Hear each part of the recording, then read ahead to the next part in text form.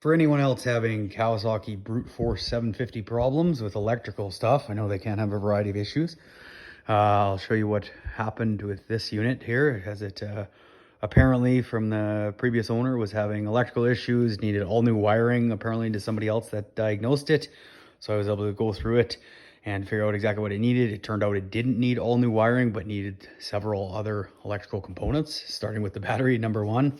Easy enough to check voltage on the old one. For there's a dead cell or two, hardly had any voltage as well. So that was one of the first things to swap out and then test all the other electrical components. One of the other main issues that we had on this one was actually that the cluster was not working. I don't know if anybody has had that issue, but it can be a variety of problems, and there is a way to test the cluster as well. And then one of the first things I would recommend that you do, if you haven't already, is check the grounds for the unit, because that can definitely make a difference whether it's getting the proper voltage or not. One of the grounds here is located just below the gear shift lever, which also unscrews. In case anybody's wondering, they can be a little bit tight. There's several grounds mounted there. And then the one in particular for the cluster, I believe, it was this one over here. This was causing some of the problems as well, as it was an intermittent fault. This ground located on the upper mount here, that one definitely is a ground that affects the cluster gauge and whatnot. So if you clean that off, some dielectric grease, and tighten it up, this one was also slightly loose on it as well. Once you get all the plastics off, and I'm sure most people know how to do that at this point, just by taking off all the visible bolts and screws and whatnot around on both sides, then you have full access to this, which I'd recommend, as you definitely helps to get easy access to work on anything on the unit.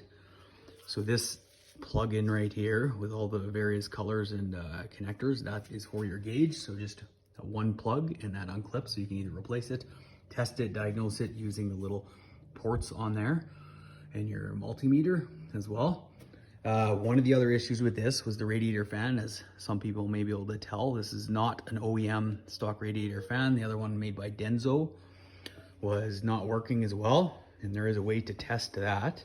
If you come around to, I guess, your right side of it, if you're on the unit, this is the old fan here, made by Denso. Some of these fail, some are decent parts from what I hear, but the way to test it is to take the plug directly from the fan coming out here.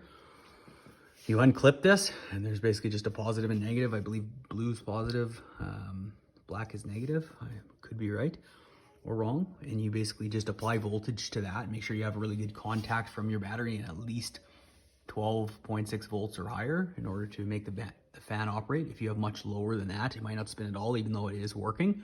You need proper voltage, ideally 14 in that range to make it work. That's what you're getting from your stator while it's running. And then there is another way to test your switch as well. If anybody's having cooling or radiator problems, this here, the top side of your rad, has two connectors going to it. That's the switch when it builds up enough heat and pressure, I believe, to trip that switch, which turns the fan on. So that can be one of the other components as well. There's 4 components altogether, basically, with the radiator and cooling system, the electrical, with the fan, the switch, the relay, or also called the breaker. Back here under this very dirty electrical tray is the connector, if I'm looking at this right here, I'm trying to look at the camera.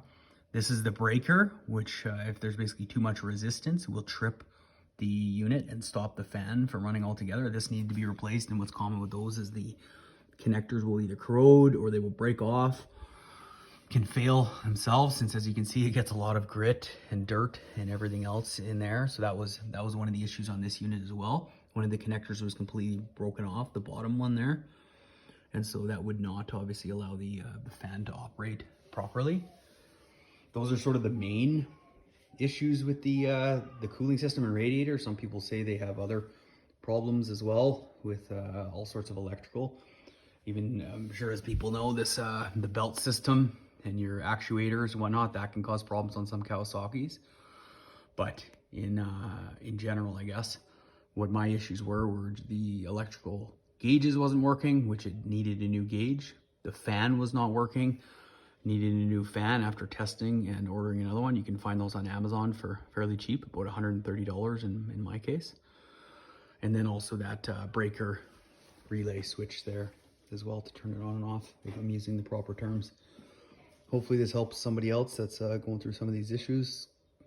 Comment if you have any other questions, if I can help you out in any way. Thanks.